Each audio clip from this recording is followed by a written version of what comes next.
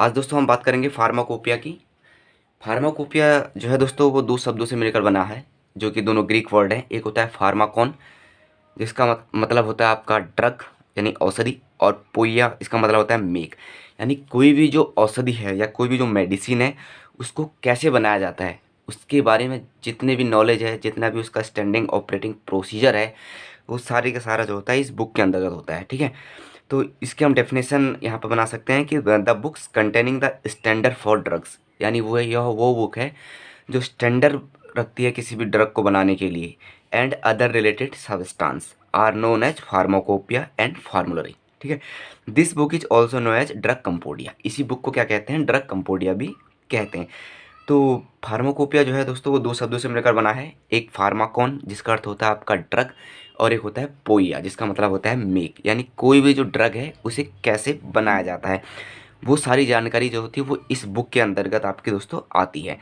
तो हम इसकी डेफिनेशन यहाँ से हमने ये बनाई, the books containing the standard for drugs and other related substance are known as pharmacopoeia and formulary. This book is also known as drug compendia. इसी बुक को हम ड्रग कंपोडिया भी कहते हैं।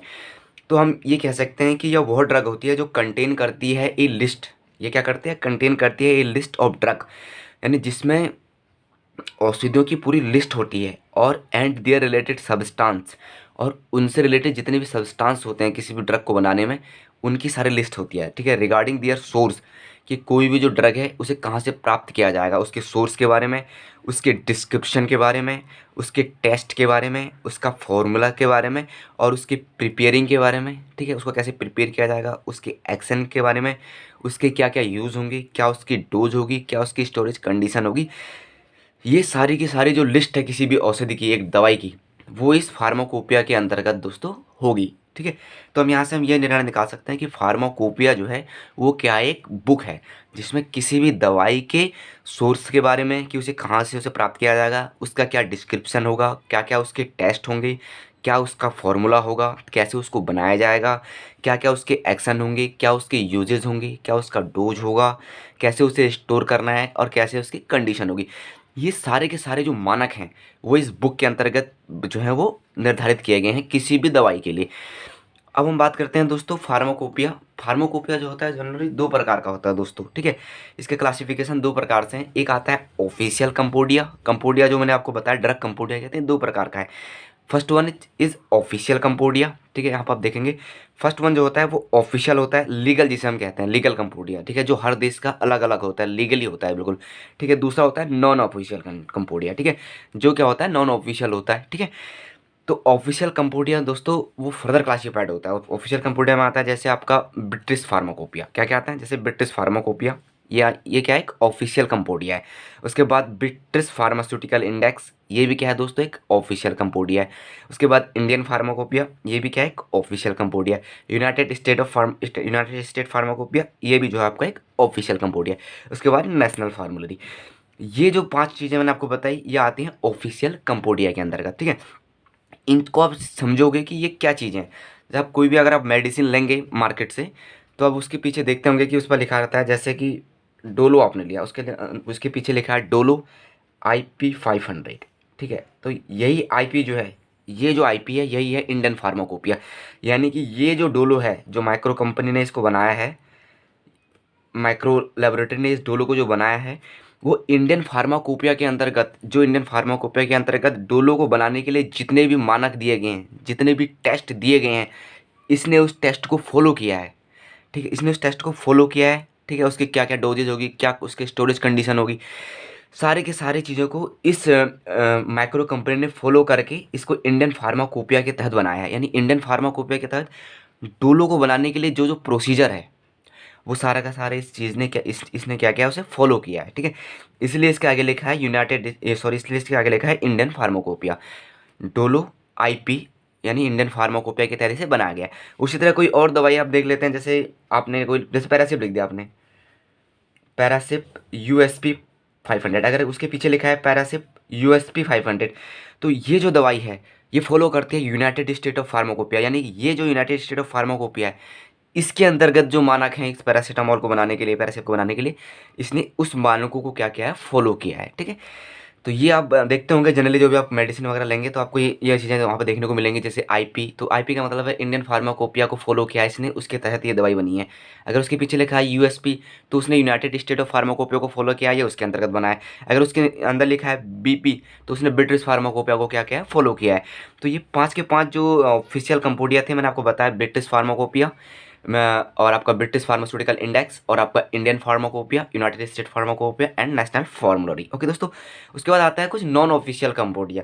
नॉन ऑफिशियल कंपोडिया जो होते हैं दोस्तों, जो इनके अंतर्गत जो दवाइयाँ आ गई हैं उनके अलावा कुछ और मेडिसिन है वो इसके अंतर्गत आती हैं, जो नॉन ऑफिशियल जो नॉन ऑफिशियल कंपोडिया होता है दोस्तों। ठीक है, तो नॉन ऑफिशियल में आता है जैसे मर्क इंडेक्स। ठीक है, तो मर्क एक कंपनी है दोस्तों, इसकी बहुत सारी दवाइयाँ आती हैं। ठीक है, तो मर्क इंडेक्स जो है वो नॉन ऑफिशियल होता है। उसके बाद आपका रेमिंगटन फार्मास्यूटिकल साइंस, दूसरा क्या है दोस्तों, Remington pharmaceutical science, this is also a known compendia, और यूनाइटेड स्टेट डिस्पेंसरी। ठीक है, ये 3 चीज़ें जो हैं दोस्तों आपके क्या है, नॉन ऑफिशियल कंपोडिया है। तो कॉम्पिटेटिव एग्जाम में आपसे पूछा जा सकता है कि रेमिंगटन फार्मास्यूटिकल साइंस जो है वो क्या है, कौन सी कंपोडिया है, तो हमें याद होना चाहिए कि नॉन ऑफिशियल कंपोडिया है। ओके दोस्तों, और नेशनल फार्मुलरी क्या है, नेशनल फार्मुलरी जो है दोस्तों वो क्या है, एक ऑफिशियल कंपोडिया है। तो यहाँ पर हमने अभी ये समझा कि फार्माकोपिया क्या चीज़ होती है। तो फार्माकोपिया दोस्तों एक बुक है जो किसी भी दवाई के लिए क्या करती है, मानकों को निर्धारित करती है। कोई भी नई दवाई जैसे मार्केट में आएगी तो इसके लिए सारे स्टैंडर्ड ऑपरेटिंग जो प्रोसीजर होंगे, एसओपी जैसे हम कह सकते हैं, इसके लिए वो सारे के सारे एसओपी जो होंगे वो इस बुक में निर्धारित होंगे कि भाई ये दवाई इस मानकों को क्या करनी चाहिए, मानकों पर खरी उतरनी चाहिए। अगर वो इन मानकों पर खरी नहीं उतरेगी तो उसे मार्केट में लॉन्च नहीं किया जाएगा। ठीक है दोस्तों, तो ये फार्माकोपिया एक प्रकार से क्या है, एक दवाई है जिसमें सारी चीज़ें, मोनोग्राफ क्या होता है, डिस्क्रिप्शन ऑफ प्रिपरेशन होता है। ठीक है, कोई भी जो प्रिपरेशन बना रहे हैं उसको कैसे बनाना है, ठीक है, वो मोनोग्राफ इस फार्मास्यूटिकल फार्माकोपिया के अंतर्गत होते हैं। ठीक है, जैसे सोर्स है उसको कहाँ से प्राप्त किया जा रहा है, उसके क्या क्या टेस्ट होंगे, ठीक है, क्या उसकी स्टोरेज कंडीशन होगी। अब जैसे कोई फ्रिज वाला आइटम है, कोई इंसुलिन वगैरह है तो उसे फ्रिज में स्टोर करना है जैसे 2 to 8 डिग्री सेंटीग्रेड। ठीक है, वो मानक सब कुछ उसके अंदर निर्धारित किए जाएंगे। ठीक है, अगर कोई सिरप है उसे रूम टेम्परेचर पर रखना है, ठीक है, तो उसके लिए वो मानक उसके अंदर दोस्तों क्या होंगे, निर्धारित किए रहेंगे। और उन्हीं मानकों को क्या करते हैं, ये दवाइयाँ जो हमारे पास होती हैं वो फॉलो करती हैं। मैंने आपको ये भी इसमें क्लियर करवाया है कि अगर आप कोई भी मेडिसिन लेते हैं तो उसके पीछे आपको मेंशन जरूर मिलता है कि डोलो 500 आईपी। ठीक है, तो आईपी का मतलब वहीं पे है कि उसने इंडियन फार्माकोपिया के रूल को क्या किया, फॉलो किया है। उसके अंदर जो इंडियन फार्माकोपिया के अंदर उसके लिए मानक हैं, उसने उस मानकों को क्या किया है, फॉलो किया है दोस्तों। इसके अलावा हम बात करेंगे दोस्तों इंडियन फार्माकोपिया की। ठीक है दोस्तों, तो इंडियन फार्माकोपिया जब भारत आज़ाद नहीं हुआ था, प्री इंडिपेंडेंस था भारत हमारा, तो उस समय जो होता है इंडिया में आपका जो ब्रिटिश फार्माकोपिया था वही चलता था। उस समय इंडिया में कौन सा चलता था, ब्रिटिश फार्माकोपिया चलता था। लेकिन धीरे धीरे जैसे हमारा देश आज़ादी की ओर गया तो 1946 में गवर्नमेंट ऑफ इंडिया ने एक लिस्ट चालू की, 1946 में। ठीक है, 1946 में गवर्नमेंट ऑफ इंडिया ने एक लिस्ट चालू की जिसे बोला गया द इंडियन फार्माकोपिया लिस्ट। ये बहुत इंपॉर्टेंट चीज़ मैं आपको बता रहा हूँ दोस्तों, इससे रिलेटेड क्वेश्चन बहुत आपके कॉम्पिटेटिव एग्जाम में आ सकते हैं। ठीक है, द इंडियन फार्माकोपियल लिस्ट कब चालू हुई थी, 1946। ठीक है, तो 1946 में क्या हुआ था दोस्तों, गवर्नमेंट ऑफ इंडिया ने क्या किया था, इशू किया था एक लिस्ट चालू की थी जिसे हम बोलते हैं इंडियन फार्माकोपियल लिस्ट। ठीक है दोस्तों, और जब ये लिस्ट चालू हुई थी तो एक कमेटी जो है वो भारत की गवर्नमेंट ने बनाई थी, और जिसके जो चेयरमैन थे वो थे उस समय सर R N चोपड़ा। कौन थे, sir R N Chopra and other 9 member committee prepare. तो कौन कौन थे उसमें, सर R N चोपड़ा उस समय क्यों थे, उसके चेयरमैन थे, और 9 अदर मेंबर जो थे उस कमेटी में थे। उन्होंने जो है आपके क्या बनाया था, द इंडियन फार्माकोपियल लिस्ट। ठीक है, गवर्नमेंट ऑफ इंडिया दिल्ली इन 1946। ठीक है, गवर्नमेंट ऑफ दिल्ली इंडिया के अंतर्गत दिल्ली में 1946 में किसके अंतर्गत में, सर R N चोपड़ा के अंतर्गत में यह लिस्ट बनाई गई थी। तो कई बार आपसे पूछा जा सकता है एग्जाम में कि जो द इंडियन फार्माकोपियल लिस्ट है उसके चेयरमैन कौन थे। तो दोस्तों हमें याद होना चाहिए उसके चेयरमैन थे doctor sir R N Chopra, और 9 मेंबरों की वो और अदर कमेटी थी।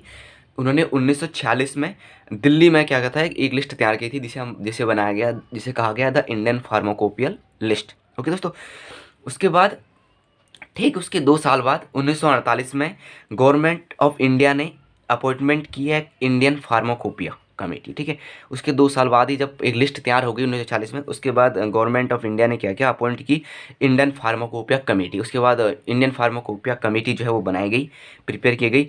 द इंडियन फार्माकोपिया कमेटी जो है 1948 में बनी थी। अब हमें यहाँ पे एक चीज़ और ध्यान रखनी है, 1946 में जो था द इंडियन फार्माकोपिया लिस्ट आई थी, जिसके चेयरमैन थे सर RN चोपड़ा। ओके दोस्तों, उसके बाद 1948 में गवर्नमेंट ऑफ इंडिया ने एक कमेटी बनाई, फार्माकोपिया कमेटी, यानी इंडियन फार्माकोपिया कमेटी। कब बनाई थी? 1948 में, ठीक है। और इसका कार्यकाल रखा कितने साल का दोस्तों? 5 ईयर का, ठीक है। इसका कार्यकाल कितने साल का रखा? 5 साल का रखा। कई बार पूछा जा सकता है कि जो इंडियन फार्माकोपिया कमेटी है उसका कार्यकाल कितने समय का होता है, तो दोस्तों उसका कार्यकाल होता है 5 ईयर का। ओके दोस्तों, उसके बाद हम बात करते हैं इंडियन फार्माकोपिया की। दोस्तों अभी तक बहुत सारी जो हैं वो एडिशन इसके जो हैं वो हो चुके हैं, तो आपको मैं इसके थोड़ा एडिशन के बारे में भी इन्फॉर्म करवाता हूँ। तो फर्स्ट एडिशन जो है दोस्तों, वो इंडियन फार्माकोपिया का जो फर्स्ट एडिशन हुआ था, जो फर्स्ट एडिशन इंडियन फार्माकोपिया का हुआ था दोस्तों, वो हुआ था 1955 में। कब हुआ था? 1955 में। और इसके चेयरमैन थे, अब यहाँ पर देख पा रहे हैं, इसके चेयरमैन थे डॉक्टर BN घोष, ठीक है। ये इंपॉर्टेंट टॉपिक मैं आपको बता रहा हूँ, इसके बारे में पूछा जा सकता है कहीं पे भी आपसे कि फर्स्ट इंडियन फार्माकोपिया कब कब लागू हुई थी, एडिशन कब हुआ था दोस्तों? वो हुआ था 1955 में, ठीक है। और इसके चेयरमैन थे डॉक्टर BN घोष। कौन थे? Doctor BN Ghosh. और ये जो था दोस्तों आपका इंग्लिश में लिखा गया था, ठीक है। जनरली इंग्लिश में लिखा जाता है और ये भी इंग्लिश में लिखा गया था। और इसमें जो मोनोग्राफ्स थे वो क्या थे? लैटिन टर्म में थे, ठीक है। लैटिन टर्म हम यूज़ करते हैं, मैं आपको अभी भी बताऊंगा। लैटिन टर्म कुछ आगे आपको बताए जाएंगे, जैसे SOS होता है। अगर आप एज ए फार्मेसिस्ट डिपार्टमेंट से हैं तो आप SOS का मतलब समझेंगे, जब नेसेसरी हो जिसे बोलते हैं, ठीक है। नेसेसरी होता है वो SOS लैटिन टर्म है, और उसका जो हिंदी में होगा वह नेसेसरी, जब ज़रूरत हो तो उस तरह से उसको देखेंगे, ठीक है। उसके बाद आपका तो डॉक्टर BN घोष जो है वो क्या है? इसके चेयरमैन थे जब 1955 में आपकी फर्स्ट इंडियन फार्माकोपिया का एडिशन हुआ था दोस्तों, ठीक है।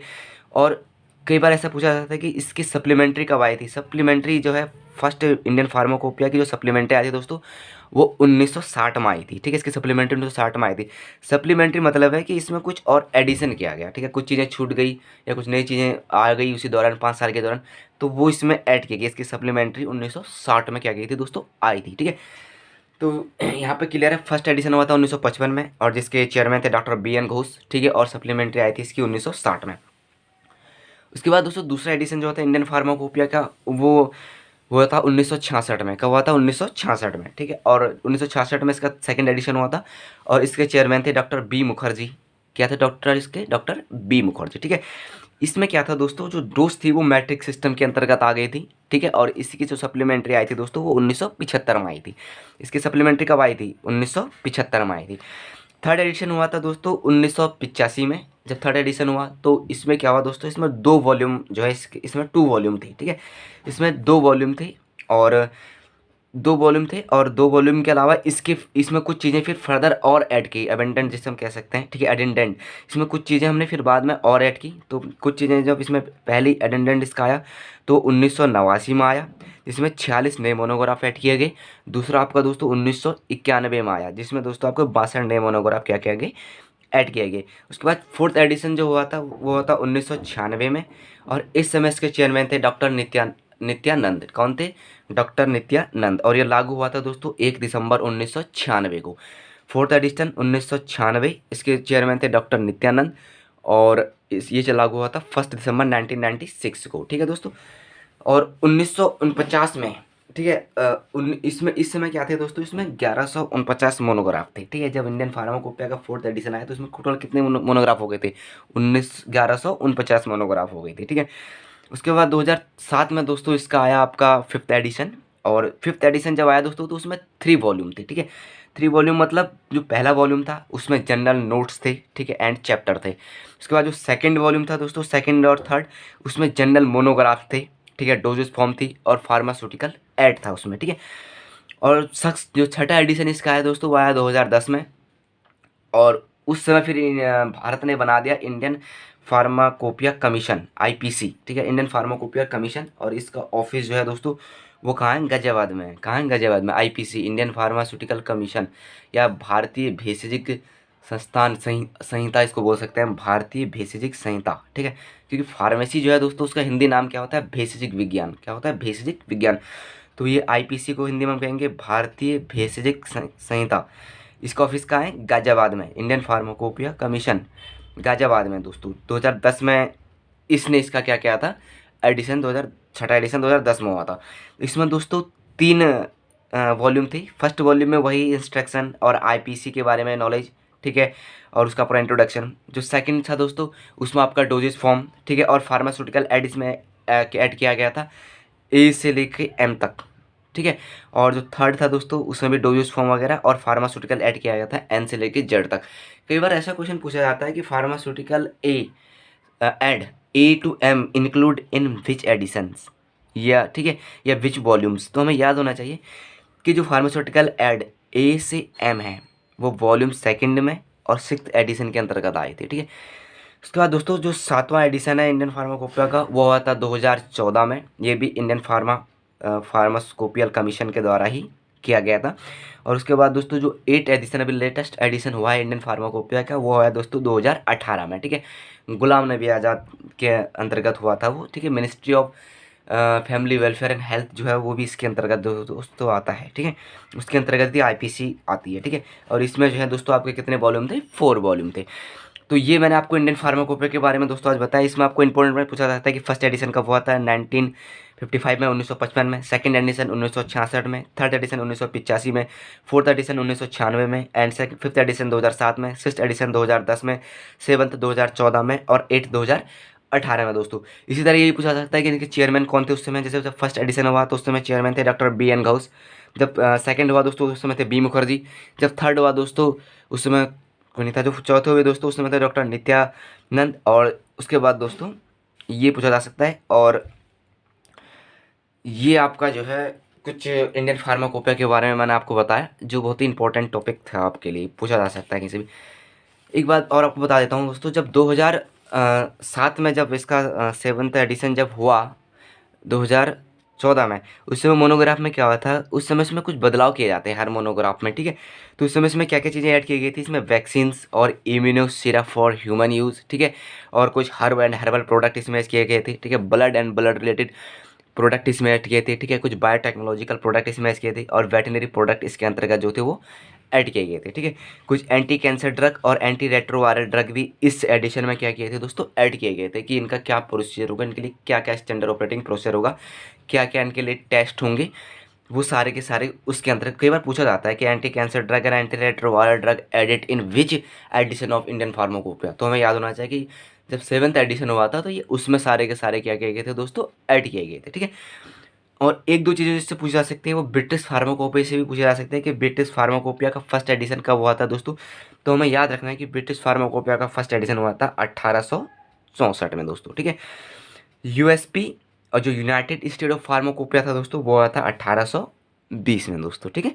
उसके बाद जो नेशनल फार्मूलेटरी थी दोस्तों वो हुई थी 1888 में, ठीक है।